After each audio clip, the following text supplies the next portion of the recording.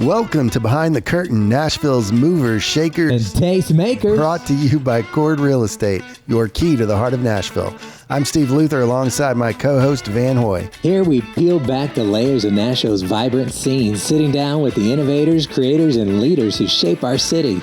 From music to business and everything in between, we dive into the journeys that have brought them to where they are today.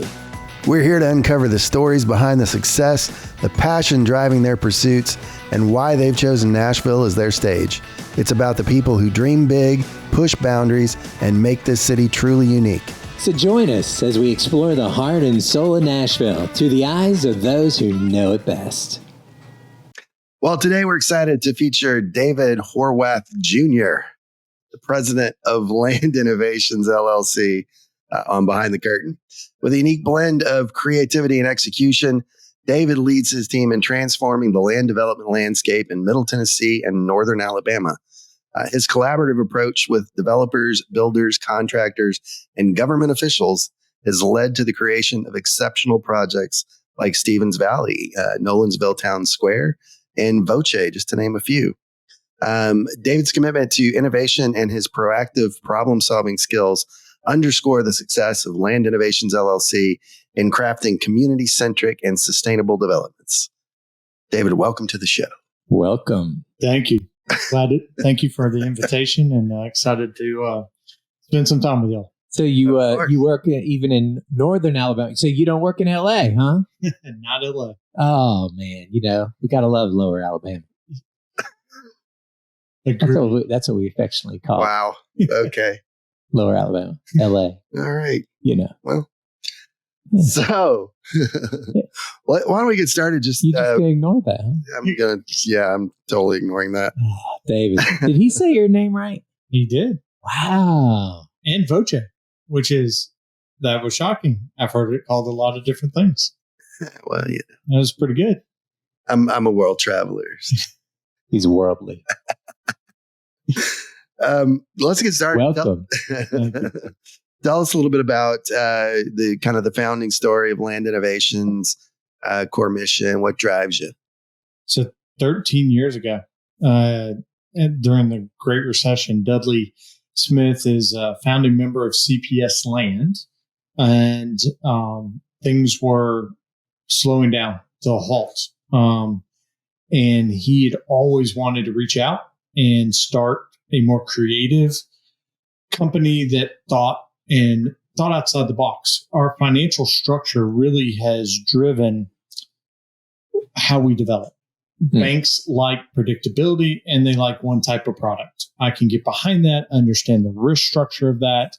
But he always had this drive to go do something different. And we're talking developing what? For the person who's watching. Yes. So developing single-family residential, banks understand that. You can go get financing for that. The risk profile, pretty standard. Got it. Then you have strip centers. I can understand that. I have hospitality. And so that's what it's a very segmented market. Right. And it goes back to, why do we have all of these things spread out? And the car in America had a huge impact. Whereas when you travel to Europe and other places, you don't see this kind of sprawl that we have here. Well, the car drove everything. They had to incorporate. They're thousands of years ahead of us. So the car got incorporated into the system. Here, the car drove how we developed. The bank financing followed suit. And Dudley just wanted to do things differently than the traditional model. So he starts Land Innovations initially as a consulting company. And Linden Village down in North Alabama, and Welch College, which had been trying to solve their problems for decades. Those were his first two projects. And then we moved in more into the management of developments with Voce and with Stevens Valley. And now we are co-developer partners in Nolensville Town Square, a 400-acre project in North Alabama. And it's centered more around a town center. Mm. And so it's taking single-family residential and not just doing single-family, having single-family duplexes, quadplexes, an 8-building condo. What would you expect in a town that just developed? You would see this it would be natural, it would be normal. We haven't developed like that for decades. And so we are spending a lot of time and effort and energy today focusing on bringing all these aspects back together and then raising the pedestrian experience. So like a town square kind of thing. Town square in Nolensville. Okay. How did Nolensville develop? You tell me. It's a very linear strip center commercial sprawl. Okay. With residential all around it. But Like Brentwood. Like Spring Hill. Yeah. Like a lot of towns have. Sure. And they came to us during their zoning rewrite and said, could we condense and actually create a town center for Nolensville that's never had a square? Nolensville, we looked this up as we were taking on the project. There's no train tracks that go through any part of Nolensville. There's no river fork that exists for commerce. It was a farming community. It was rural. It was off the beaten path. It was a stagecoach stop between College Grove and Nashville. Mm-hmm. And so they, like Spring Hill, when you don't have those kind of core centers, they spread out along a major road. And it's traditionally, we're going to have commercial along this major road, and I've got to travel to go to everything. If you've been in Nolensville, there's a lot of traffic. Yep. And then I got to go to my cul-de-sac and drive home. And then tomorrow I'm going to do the exact same thing. So they were like, can we rethink this? Can we create this intensified zoning in one concentrated area and actually start forming a town? Cool. And then have the country part and still keep their rural character that they love so much. So it's been a fascinating 2 years, right, as we've walked alongside them to think about what this town square, this town center could look like, become, and we're just a piece. They ultimately zoned 60-ish acres in this zoning of their high intensity town, and we're about 27 acres of that. Wow. So it took some real leadership and partnership. Yeah. And collaboration. So that makes these guys movers, shakers, and tastemakers. There you go. Yeah. Now, how do you kind of balance the creativity with the execution in something like this? That's a very good question. That's why he asked it. I'm just saying. That's a very good question. In society, you have creative people. Yeah. And we like those creatives. We have to separate them from the people that execute, and you can't be both. Well, amen to that. Well, in our world, if you have all these great ideas and they never come to fruition, then I just have a lot of paper. And so we are a band of misfits at Land Innovations. We don't fit in the creative only group. We don't fit in the execution only group. We are kind of this weird mesh of both. Cool. In a lot of ways, outcast from our professions. I'm a licensed civil engineer to this day, but I don't operate as one from a traditional civil engineer in a cubicle. Don't talk to me. Let me crunch numbers. Right. We need those. But we also need people that understand the technical acumen and then also the execution along with the town planning. And how do we bring all this together? And so our team is built around a variety of professionals from the vertical side, but they wanted to do more than just build a house. We have them from the landscape architecture side. I want to do more than just this piece. We have from the civil engineering more than just this piece. And our backgrounds and our deep, if you would say 1 mile deep, then allows us to spread across the spectrum. So our development company, to go back to and tie this into one of your earlier questions, development companies are very solid. I have my entitlement group. Mm-hmm. Well, before that, I have my procurement group. Then I hand it over to my entitlement team.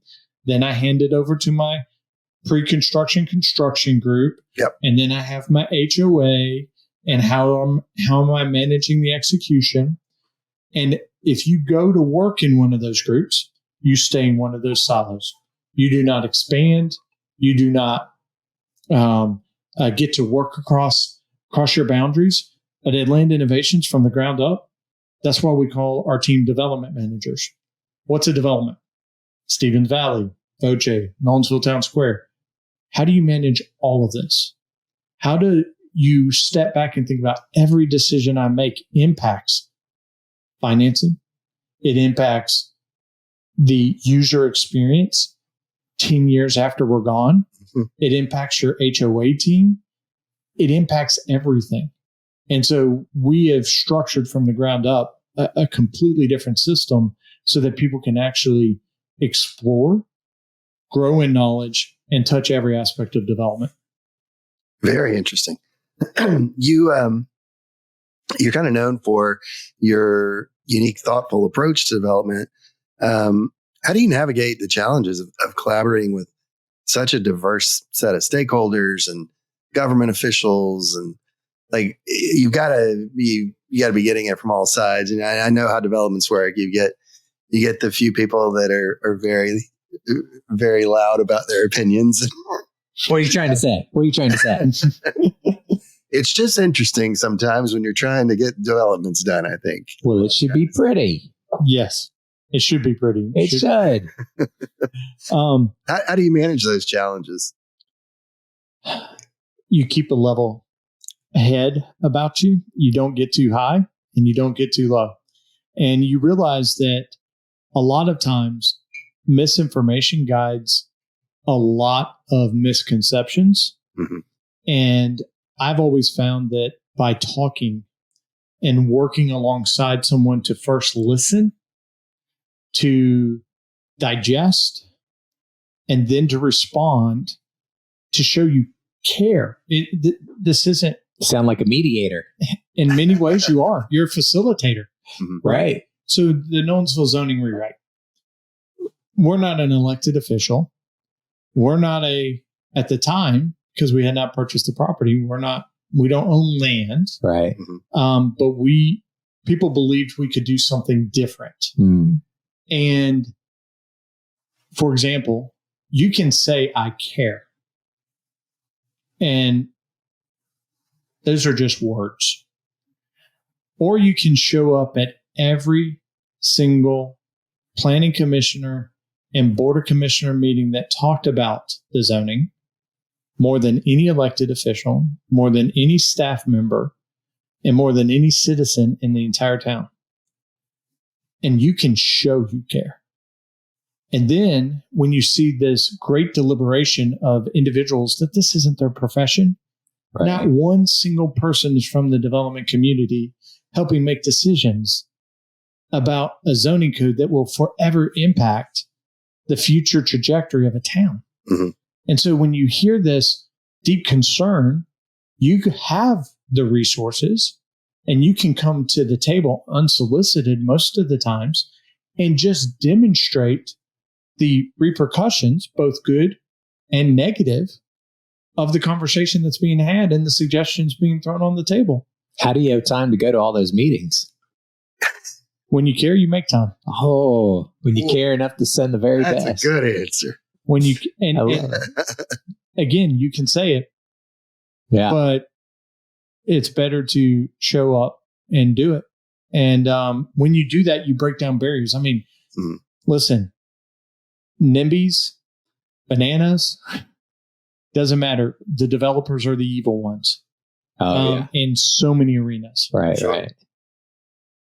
And there are some people that have rightfully earned that name. Sure. But our entire industry is not based on people that are out there for a quick buck. There are a lot of people trying to do and move us forward and stop what has been going on and that has risen to the level of acceptability that should not be. Mm. And so you have to work hard. And to do anything great, I've never known anyone that's able to produce a great piece of art that hangs on the wall, or music that we just love and are all drawn to, that didn't pour their heart and soul into it.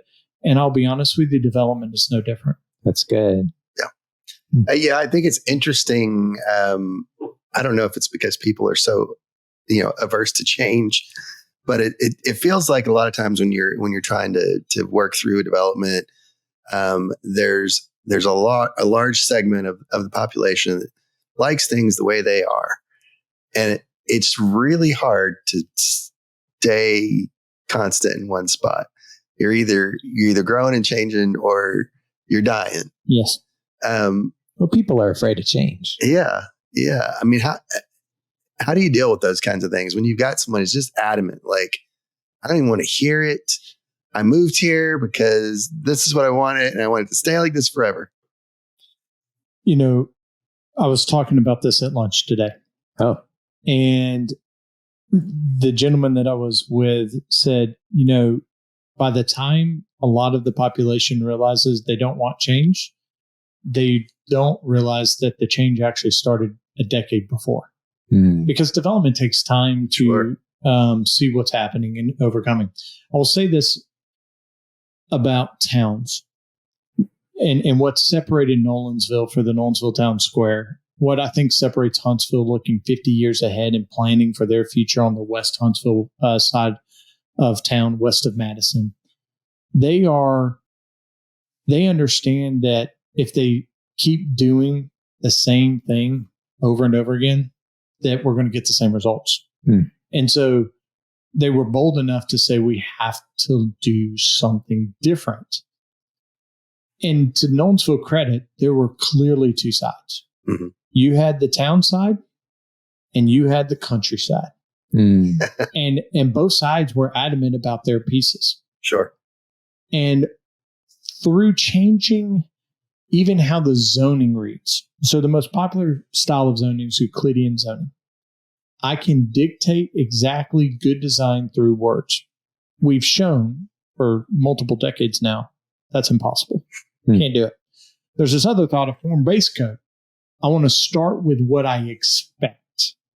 The experience of walking down a street, the raising the pedestrian, the expectation of how we're going to judge everything. Did you raise the pedestrian experience? Do you have pedestrian paseos? Can people easily traverse? Do you have multimodal paths where people can ride their bikes and walk and it's big enough to allow all of this? So you have two major fundamental, and many municipalities are at this fork in the road. Which way are they going to go for the next decade or two? And Nolensville said, we're going to go the form-based approach. And what they showed is you can achieve both. A municipality that plans can have and preserve the country. Sure. And you can stop the urban sprawl that is creating the massive traffic jams that nobody wants. You can have both. But it's not just a zoning code. It also comes with a comprehensive plan update. I now sit on the Murray County Planning Commission. They're going through a zoning rewrite. And we're dealing with the same challenges down there. The Mayor Sheila Butt's doing a fantastic job. There is a strong desire. Murray County has been an agricultural megastar for the state of Tennessee for centuries. Mm-hmm. We need to protect that. And you don't have the infrastructure. But where we do have the infrastructure, where we do have the capability, let's allow hamlets, villages, small towns, these concepts to organically grow so that people they don't have to drive across the entire county to go get something. We can segment this out through comprehensive plans. So I think education is big. I think changing the way we think about zoning. Nashville has gone more to a form base. You're seeing City of Franklin, same thing. You're seeing these groups say, okay, we need to look forward. What we have been doing hasn't worked. Mm-hmm. We're going to keep getting the same stuff. And then when you sit down in the bedrooms and the churches and the community centers to have these group meetings, it's about explaining where you are in the broader picture. If someone sees dirt moving or the thought that a development's going to happen next to them and they don't have a picture of the entirety, right, and they don't understand it, fear sets in. It's a reality. And so you have to communicate and you have to be transparent. And when you say something, you got to mean it. Right. You got to show up and do it. And I think when you add all of those elements together, there are going to be some that just don't want to change. They forget that they had to move here and that somebody had to develop something before they got here. There are always going to be those. But I have found that by following that approach of being transparent, over communicating, being collaborative, listening to feedback, not just being a hardhead and saying, I'm not going to listen to anything you say, that combination, people start to join in because they're now collaborating versus being talked to and lectured to and ignored, which has happened a lot. Well, talk to us a little bit more about the Nolensville project. I mean, it sounds like a really fun project. You said you've been working on it for a couple of years. I don't know if it's really been a couple of years or it's been longer than that. What's like the build out projections, and what are some of the really cool, exciting elements of it that you're excited about? Fantastic. Yeah. So I'm going to say we started early 22 was the phone call of, hey, this property's been through 4 different development groups. This last one, things were not going well. Family at that point is just exhausted. Deal fatigue is real. And they've been trying to, they all 4 came together. They thought they could get something better by combining their properties than versus individually parceling them out. Not often do you see that type of commitment. All 4 families are amazing, but they were just exhausted. And so we get the call, we get all the families together. We're in a living room and they're like, okay, we've been doing this. We are on the verge of disassembling this and just saying, we're going to wait. Why are you guys different? And so we start laying out, they're like, how would you structure this? And so we go through how we normally structure these deals.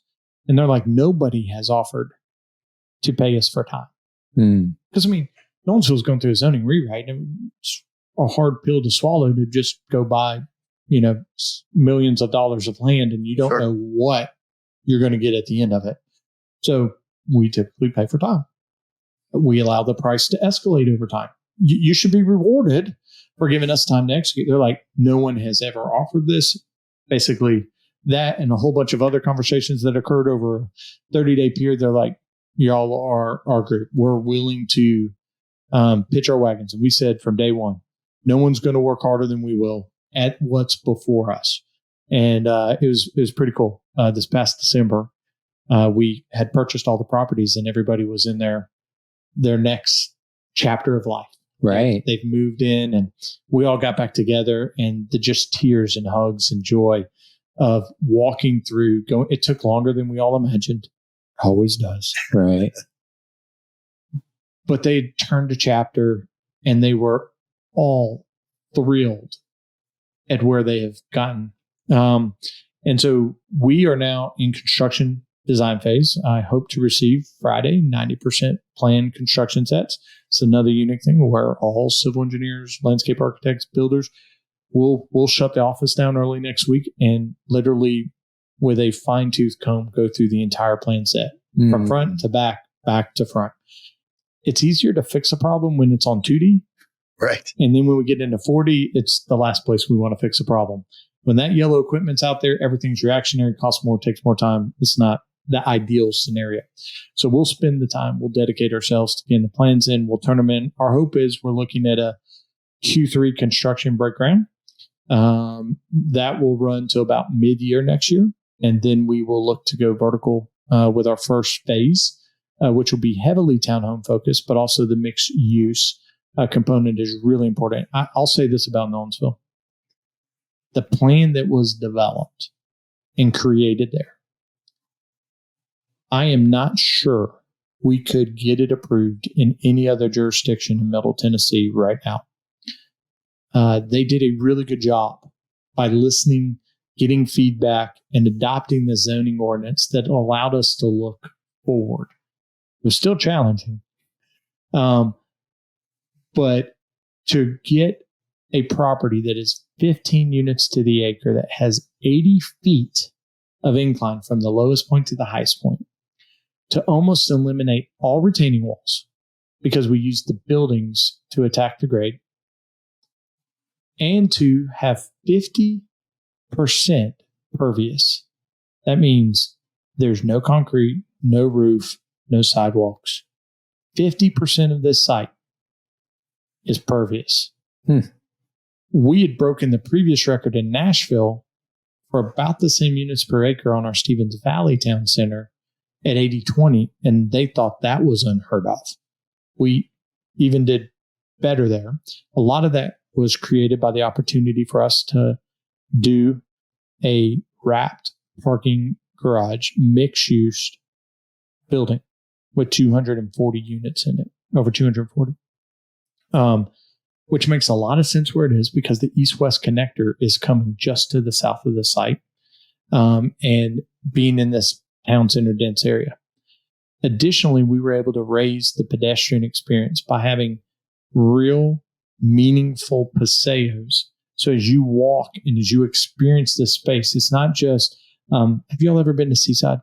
Oh, yeah. Mm-hmm. Sure. Okay. So you got that main Right. gathering place for the community, but you are drawn, at least I was, to just walk away from the ocean and away because there were these openings that led to something. I could see something behind there, but and that pedestrian experience of curiosity, and there were shops back there. Right. I didn't know there were. The first time I went down there, I had no clue. But there was these Easter eggs. There's these wonderful, quiet, reflective seating areas that you could have the craziness that goes around in the big square and all the food trucks, trucks and everything. Oh yeah. But you could also get away. Right.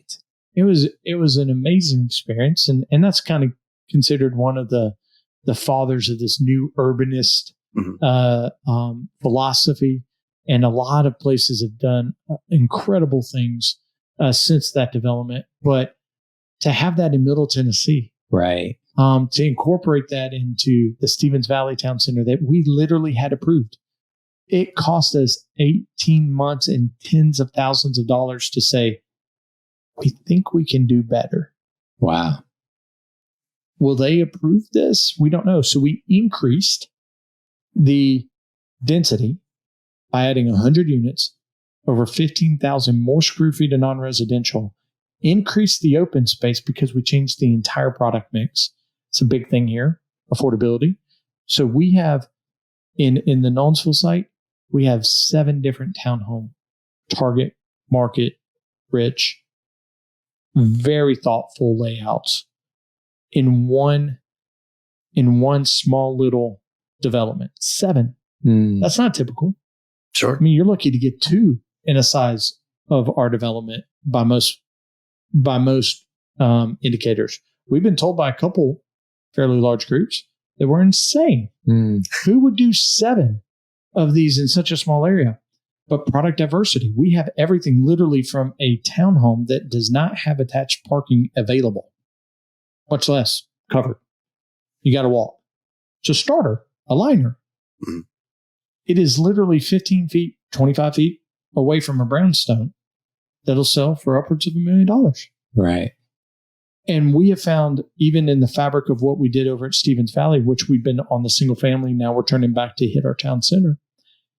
On our main street, when we launched that, we had a house that was 1.2 and another house that was 575,000, 2 doors down.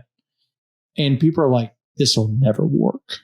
Well, first of all, go to Eufaula, Alabama, go to Thomasville, Georgia, and I can name a ton of other communities that we see big houses and small houses, and it's pretty normal. And it was the way we developed before. Yeah, especially in the South. Yes. For sure. Yes. And what we see is vibrant community because a grandparent that could afford, or someone where they're an empty nester now, could afford the 1.2 at the time. And the starter that had the kids at the 500, do you think that those empty nesters or grandparents don't love having children run in front and sit on the porch and engage? It's amazing. Right. And so bringing that product diversity back in Nolensville, we did not have enough room just because we only control 27 acres to add single family. We tried. It was really hard on a site that you climb 80 feet to get all this to work out. Sure. Just couldn't get that in. But we do have some courtyard towns. We do have these kind of brownstone towns, luxury towns, master down, first level, no steps. So we're hitting basically the entire spectrum in condos, lots of condos, entire spectrum of purchasing product types except the single family. But the same thing can happen there. Like literally you can rent, you can get your first townhome, and then you can have your empty nest townhome. And so can you create this sense of aging in place? Now, someone may not age in the same place, Of course. but you're bringing that demographic in of people from all stages of life are now pulling together to be a part of this community. And it changes what you see on the street. People aren't coming home and staying in their houses. They want to go to the front porch and they want to walk and get to meet their neighbors. It's fascinating. Like West Haven in Franklin. All kinds of price points. Yes. Although now it's all expensive. But when it started, it was all price points. It was wonderful. You've done work, across the U.S., Canada, Brazil. Wow. We went down to Panama last year, and we just kind of fell in love with the way they've kind of laid out Panama City. There's tons of these little plazas, courtyards, and the little shops that surround, and the tables and the chairs that are out there, and it's so much more about walking around and experiencing the culture. Have you found that your work internationally has influenced your approach here? And in what ways do you think it has done that? You did good research. I'd say two major ways. And I want to start out with maybe the one that doesn't jump out off the page. And that would be when you work in Brazil. While I was there for 2 years, we worked on a hospital project that spanned, I had teams across 12 countries, based in the major players. The construction group was a Brazilian group. We were kind of the quarterback and the coordinator. And we were an Australian-based company with a heavy presence at the time in Argentina. Siemens, Germany, Sodexo, France, and a whole bunch of other players from Italy across the globe. It was what I learned is everybody could see the same problem, the data, the facts, but they all approached it differently. And so at a very young age, in my late 20s, it was an unbelievable experience to learn how we can all look at something and bring something to the table and how to solve it. And I don't speak Spanish and didn't speak Portuguese, so I was probably the worst person in the world to be leading this effort. But it was unbelievable how all of these groups came together, brought creative, innovative ideas. And I think that's essential in what we do. We've taken this town center concept that has mainly been focused on larger downtowns, Franklin, Nashville. And we're trying to bring a model into suburbia that is the sprawl that everybody is getting frustrated with. And there's a few of us throughout the country. I've just joined a group called the National Town Builders Association, the NTBA. And we're all trying to figure out how to change the narrative and direction. And it's only going to come from collaboration. What I love about this group is we're willing to share our wins and we're willing to share our failures so that we can all grow so much faster. And I would say that even our disciplines of who we bring in and our partners or consultants on how we push and say, wait, time out. This feels like we've done this before. Let's take all this. Let's just start over. Let's just put it all to the side. Fresh ideas. Let's go. Sometimes you need to do that. Additionally, I would say absolutely by the places, what you referenced. That's a big thing that jumps out. In Brazil, Fortaleza was where I spent the vast majority of my time, although we had our office in Sao Paulo. Went to Rio quite a few times, Belo Horizonte, and a few others. places, but those were my main stopping grounds. Fortaleza is so much outdoor activity. And what you see, and I've been to Europe multiple times, and what I'm always fascinated with is when they don't look at the four walls of the building, the restaurant, the shop, as the boundary. Mm-hmm. You have to come in or you're not going to experience it. It just overflows to the street, the tables, the plazas, the energy, and look at the community that it sponsors and helps facilitate. And so that's a big thing we're trying to, obviously climate's different in North Brazil, nearly at the equator. Nice conditions, all transparency and honesty, very nice. But Europe, they're not close to the equator, and they figured out how to make this work. Right. Doesn't mean every day, all day you're out there, but the vibe and the experience when you have that nice time in the evening is unbelievable. It's electric. Right. And yet we want to put a building by itself, isolated, make sure that everybody goes to the inside, doesn't experience anything outside. And then we're going to wrap the entire thing with a sea of parking lot. It's just a completely different encounter and experience. And so how do we incorporate that better? And I can tell you a lot of us are trying to figure that out. But you're breaking a lot of habits. So we've talked with quite a few people looking to come in at both Stevens Valley and Nolensville that have well-established brands, unbelievable success, restaurantpreneurs that have hit grand slams. They don't want to change to fit in different environment because their entire model is, I've got a system, I'm going to implement that. But we are seeing change to that over the last 5 years. People are saying, listen, we see what's happening and we want to be a part of where it's going. And they're now just starting to roll up their sleeves and say, we need to be a part of this solution as well. And so that's fascinating. There's this great place in North Alabama, Huntsville, called Stove House. And it's this like eatery. You can choose between, I think there's like 6 or 7 different choices, and you hit almost every food genre you want.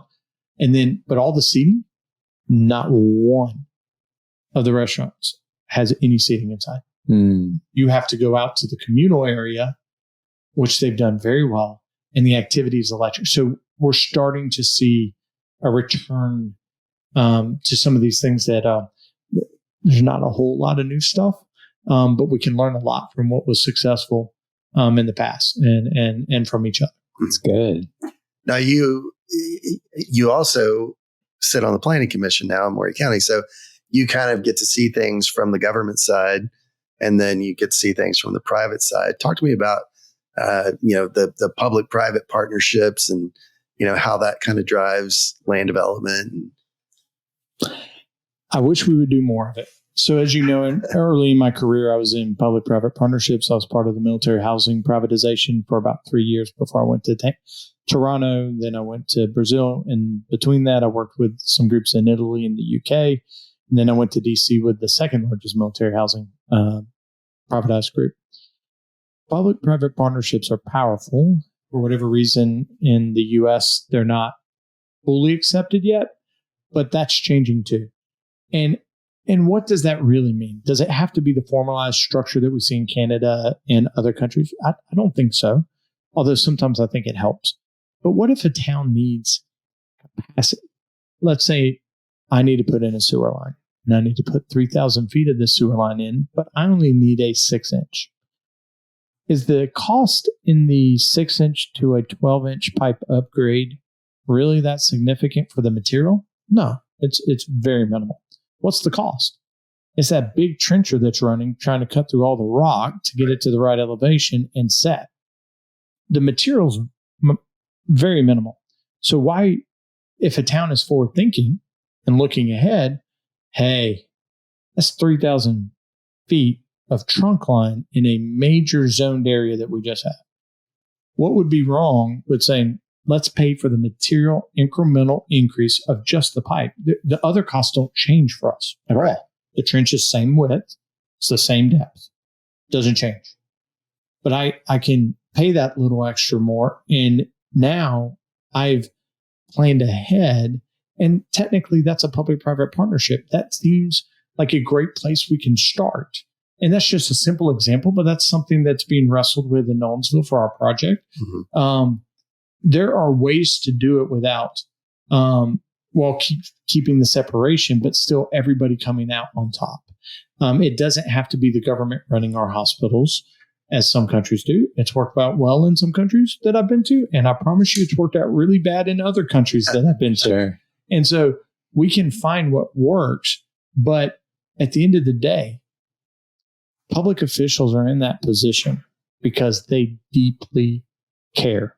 Staff members, town engineer, the volunteers at the planning commission, we're all doing this because we care. Mm. And the developer a lot of us are doing it because we care. Not all of us are just trying to go strip a piece of land and just cut it all down and just force in housing that shouldn't be there. There are some, but how do we work together? And when you work together, some powerful Nolensville Town Square happens. Sure. We won 6 stormwater appeal boards in Williamson County and have the most innovative stormwater treatment comprehensive system in the state of Tennessee. Wow. We are doing and embarking as part of that a 7th element on our stormwater at Stevens Valley, which is one of the country's largest stream restoration projects in U.S. history in a development. So we can work together. And for those that are not, that really do care on the private side and the public side, we can come together. And it's tough because last night we were there for a very long time in Murray County evaluating, debating some big changes and some big developments coming through. Mm-hmm. Planning commissioners forget a lot of times that we're just compliance officers. We don't make the rules. We're not elected. We can't adopt them. But what our job is to make sure that what is adopted gets executed. But planning commissioners are supposed to also be from the industry and have experience. And what I'm seeing, a real effort down in Murray County that I think a lot of places can learn from and grow from, is this idea of even the commission elects and the planning commission, the appointees, the experience. When they work together, we get a better product. What you see a lot of times is everybody just silos out. They don't talk and they don't work together. But I'm seeing a model even there. And I think Huntsville is on the same trajectory of everybody inside working together to raise the ship for us all and to produce a better product. And so I believe it's essential. I've always, even as a civil engineer, you're always looking to cross that bridge. I mean, all our rules and regulations are there because someone's done something bad. Right. They said they would do something and they did something else. So we wrote a rule so that doesn't happen again. They're just trying to protect the next guy coming in. Sure. And they mean, what I find is when we actually stop to care about each other, we all mean very well. Mm-hmm. And how can we work together? Now, you've also had involvement with KF Meats and Catharos Farm. So it seems like you've got a passion for sustainable farming. Yes. How has that sort of impacted your land development philosophies? I did not think that would be brought up. He's a digger. He's a digger. He is. So Food Inc. Transformed my life and my family's life. Fascinating movie. And when we left DC, we took a kind of 1-year sabbatical and started a Beyond Organic Farm. And I have 0 experience in farming. Wow. But it was fun. We've loved it. Now it's just a hobby. But it really does matter. Looking at nature and God's design of how everything works together. And then when you take that practice to farming, I'm just going to give a quick example. So we bought this property in 2015. That's coming up on 9 years. It had been farmed the traditional farming methodologies for decades. When I remember first digging my first hole on the piece of property, 20 acres, there was no topsoil. I didn't see one grub, worm, life in that top layer at all. So we've been on this property 9 years. 3 years we had a Catherine's farm, which we shortened to KF Meats. Now it's a hobby farm for our kids and the family. And we were digging posts. We were putting electric fence underground to keep the predators away for the animals. It was fascinating. Just this Sunday, I can't tell you how many worms my kids picked up out of the ground. Is that grubs? It's back alive, and that's been. It's so uplifting to see that impact on a micro scale. Mm-hmm. It really does impact when we come to a piece of land. We're not one to say, let's force this product onto the land. Mm. We first say, we walk it. We don't just walk it once. We walk it over and over and over again. What does the setting say we need to do? And how does that inspire our design? So that when people arrive, the biggest compliment we can get is they can't tell us why this is different, but they can tell us they feel it when they're driving through. Well, I like it. It's like when we stage a house. Of course. Yeah, it's like the room speaks to us. Yes. I like this. We try to listen to the land and Absolutely. let it, because if you force it, you Right. can tell. Oh, yeah. I can't flatten an 80-acre hillside. I mean, an 80-foot hillside.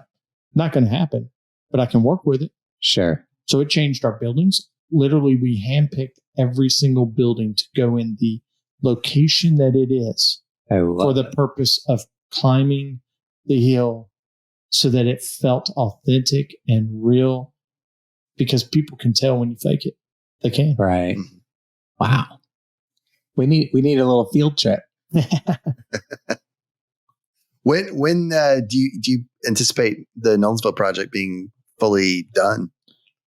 So if we start this year, I'm going to say 2 years of earth work. So we're going to mass grade the site, but utilities, everything in. I'm going to say that's going to take 2 years.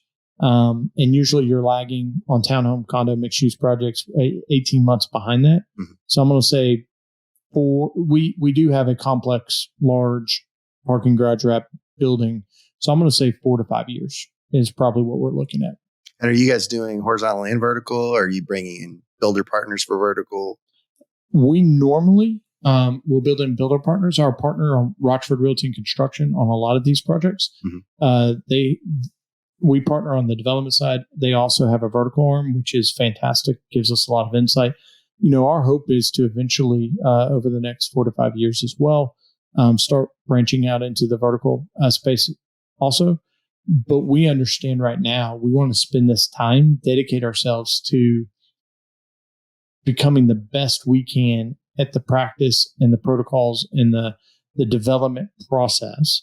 And then we would expand out. But right now, we lean heavily on builder partners that buy into the vision.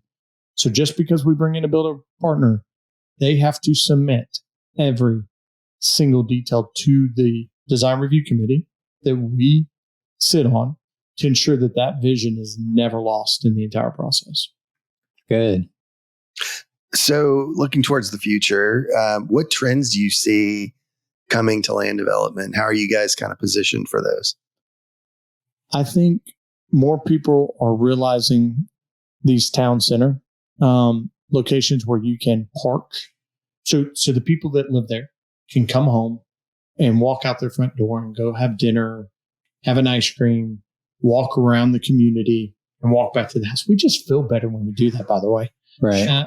If you've ever been on vacation, you're in a hotel and you got to walk 10 minutes to go eat dinner, and then you have to walk 10, 15 minutes back.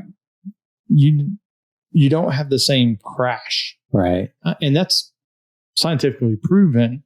And so I really do believe we are going to see more of this happening. Our hope is that as we are with our fellow developers that are part of the NTPAA and those that haven't even joined yet, we're thinking about what we're doing differently. We don't have to keep separating everything out. And by doing that, we can bring in affordability back into the discussion.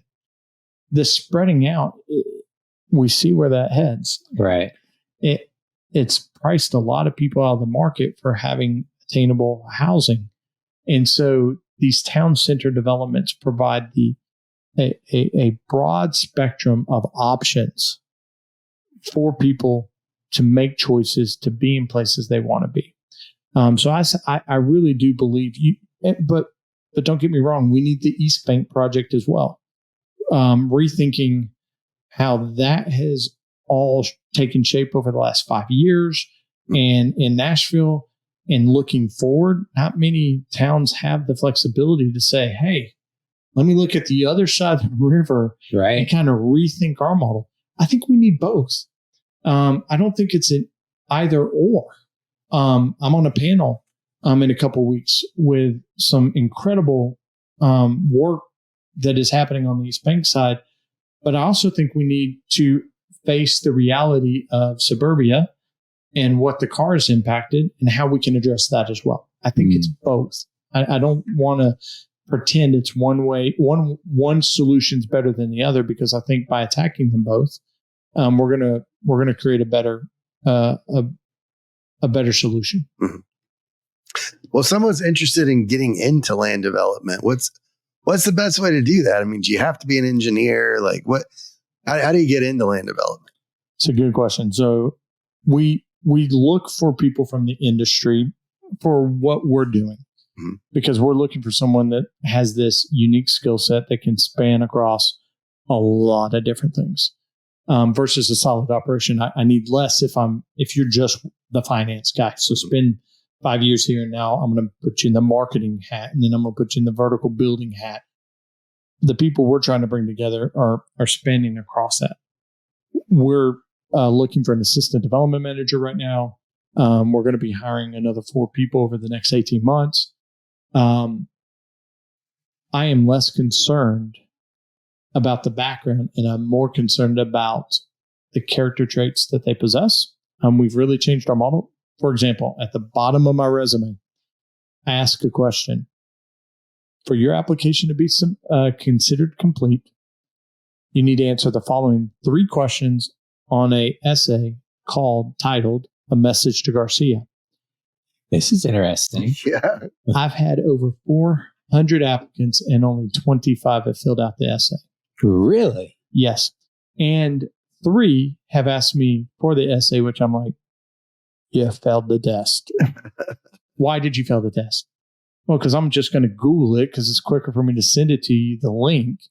And so the Message to Garcia is a fascinating story. It shows that we have people's ability to reason, to think through and solve problems on their own is a classic challenge. And so we're looking for those unique people that have grit. But one of the ways we're trying to find that is, can you read all the way down? We put all the juicy stuff like right at the top. Like they barely have to scroll. But if they scroll the way down, they see, I'm looking for someone that is detail-oriented, creative thinker, creative problem solver. Yeah. And is willing to have an insatiable appetite of curiosity. Never full. It can't fill that mind or that desire to know more, and is a hard worker. And so that's kind of what we're looking for. It absolutely, at this point in time, you got to have some experience in one of the disciplines, because there's a translation process that goes so much faster. Right. They pick up on so much quicker because they're around it. They can take terms and they can apply them. But the character trait, the intangibles, are actually our biggest thing that we are trying to weed through as we try to find the right fit for our culture and our company. And I've had to tell a couple that just had fantastic personality and character traits, but zero experience. Go into one of the disciplines. I don't care if you're on a paving crew. Find something that you are very interested in and go spend some time in that discipline so that you can start getting the foundational building blocks that we can then, when you come to Land Innovations, we can grow. And we're building a strong culture and a mentorship program so that people can learn everything about development. And it's not easy, but it's so much fun. I want to know how we get them to come to our side of town. Man, we live up in the Hiddersville, Gallatin. Okay. Whew. So if someone wants to get a hold of you, either to work there or to have you guys do the design work on a development, what's the best way to reach out to you guys?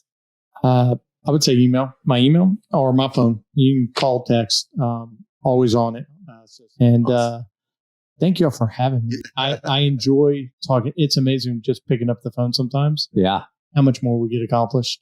So I'm happy to talk to people. And we've had, my phone number somehow gets out there pretty easily already. I promise you that. So that's good. Well, thank you for coming. Yeah. This is just fascinating. Y'all are great. Well, appreciate it. Thanks for joining us, and we'll see you guys next time. Well, that's a wrap on today's episode of Behind the Curtain, Nashville's movers, shakers, And taste makers. We hope you've been inspired by the stories of passion, perseverance, and innovation right here in Nashville. A big thank you to our guests for sharing their journeys and to you, our listeners, for joining us.